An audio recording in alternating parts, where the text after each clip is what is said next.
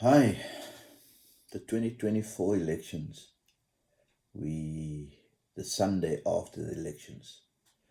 What a bit of a shambles is it turning out to be. Um, the way the IEC has been handling this. We actually warned about this. Some of us actually warned about this during the 2019 elections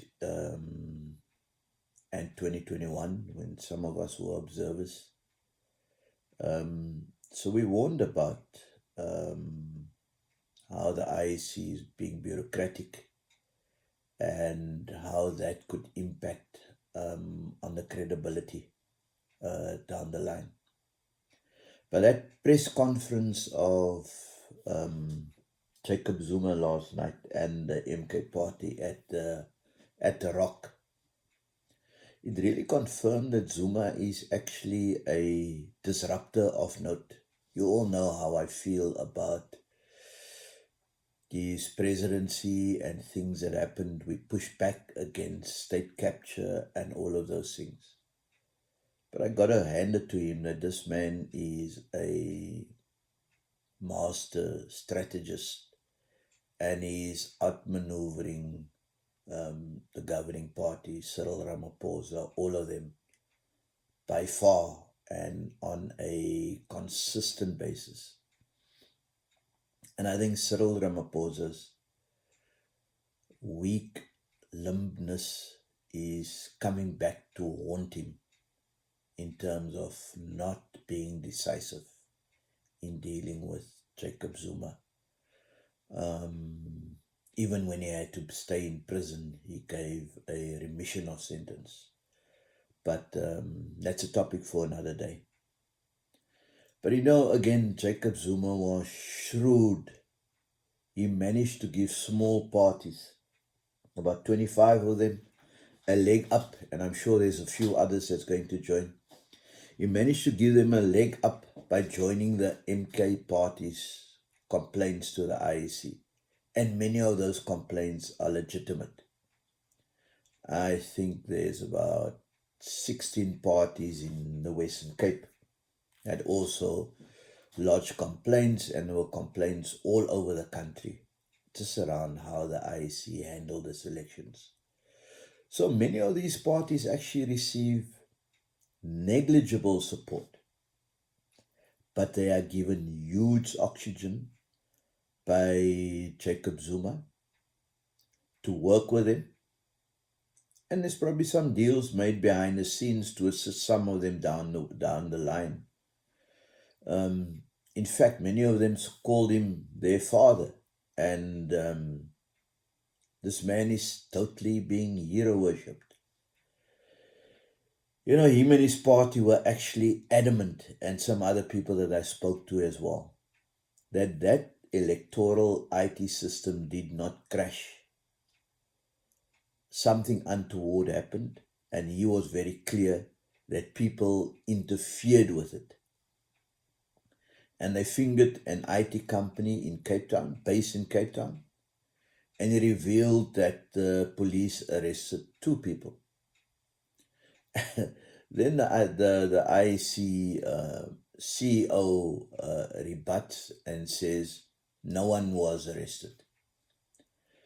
So Jacob Zuma underscored the fact that the reason why the people voted for the MK party is because people are unhappy. And in essence, they are unhappy with the ANC of who? Of Cyril Ramaphosa.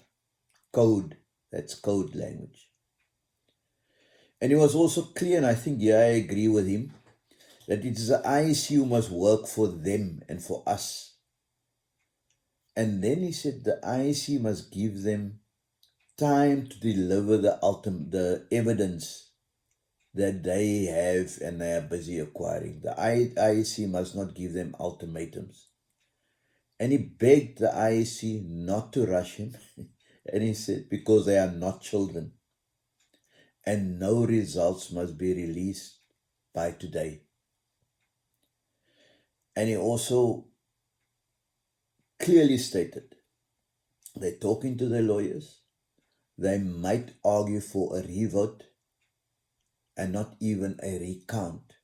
So a revote has got huge implications. So as I said, it was instructive to see how the IEC would respond. And respond they did thereafter. And I had three questions. I said, I wonder whether the IEC will actually release the results today. And I'd also like to hear what are the views of those other parties who are not part of this group of 26, which I call them now, the group of 26. I wonder if other parties are going to join them. Musi Maimane of Bosa has already said they're going to accept the results, they're going to proceed. Let's hear what some of the others are saying. Then the third thing really for me is the state ready and prepared to deal with any eventualities as a result of all of this? Well, as I said, then the IEC came with their own press conference. But you know what? I really think the IEC could have and should have responded much better in order to take the sting out of everything and lower the temperature. Why did they not say we will take it seriously, we won't rush anything, we will fully investigate, we'll pull in other experts if need be? Because at the end of the day, they've got up till Wednesday to announce the result. And they also should have said, we don't have enough, our information is that no one tampered with the system, but we don't want to prejudge the situation. We will talk to the authorities and some experts to look at it. Why are they so hell-bent to announce those results today and give ammunition to their detractors? Because by delaying, it doesn't mean that Zuma would have won. Because this man is spoiling for a fight and play the victim. That's in spite of the fact that he had a spectacular achievement of over 2.3 million votes. He probably believes that he should have had maybe a few million more in order to get his 2/3. He lives in another world. But he had a spectacular victory. And now on top of it, in terms of him playing the victim, he also has a number of splinter parties in his corner. Exactly what he wants. Because he is now the martyr not only of MK Party, but of other parties as well, smaller parties. And he says black parties in particular. So you know what? We are in a tight spot as a country. If the IEC engage in an unsavory dog fight with Jacob Zuma, who's an expert in that, it will severely shatter the credibility. If the IEC existing leadership do that, they will shatter the credibility of the IEC for years to come.